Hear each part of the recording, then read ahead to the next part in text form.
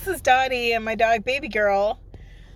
We just thought we'd take a moment and go over number 7 in our big 55 things parents and grandparents should know, available on my website.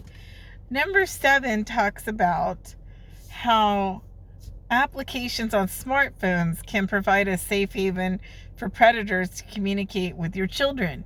You think, how is that possible? Well, with some effort, you can be invisible online.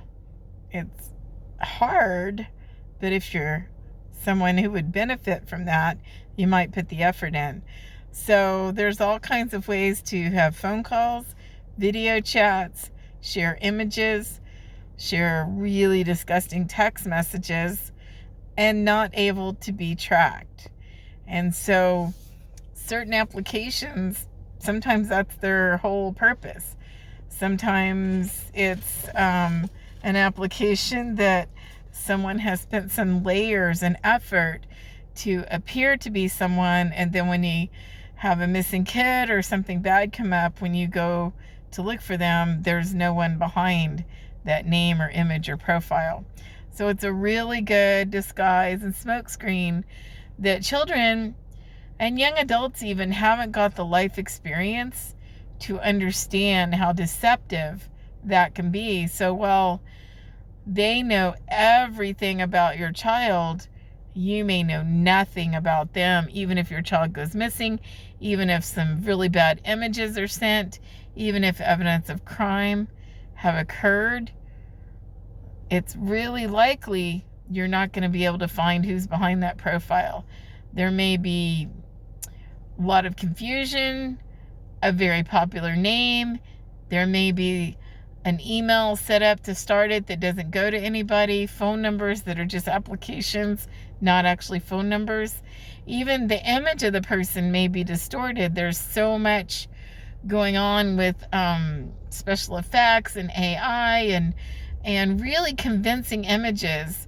One example I'll give you is an adult that I help. She's mentally functioning fine but disabled in her body. And she thought she was talking to an American man from the military. And when we did finally, with a big team effort, find one tiny piece of information, we found out she was speaking to a woman from Nigeria. And the thing is, she had fallen in love with this man. And the thing that hurt so bad is he said, "I can understand you." Her disability really distorted her speech. And when he said, "I can understand you," her mind went to instant acceptance and unconditional love. Well, the problem is that person she fell in love with doesn't exist anywhere in the world. And this woman who's in her late 30s, up to 6 months after I saw her, just staring, sitting in a corner, staring. And I asked her what was wrong. And she cried and said, "I miss him." That's how bad it can be, and that's not even the worst of it. They were trying to get money from her. Luckily, she didn't have the ability to give it to them. But it was so sad when I read the messages. She was apologizing before she realized it was a scam. She's like, "I'm so sorry.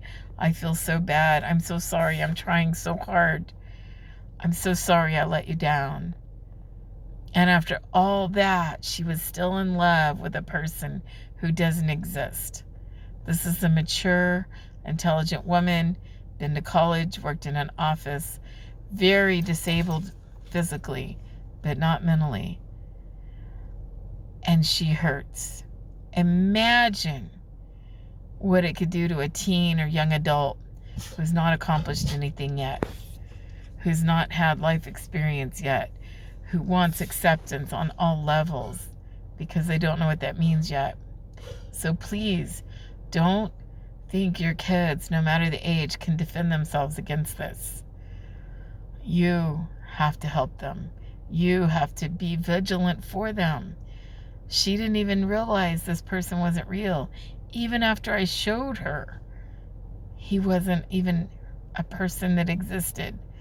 She still couldn't let go. So hang in there, parents.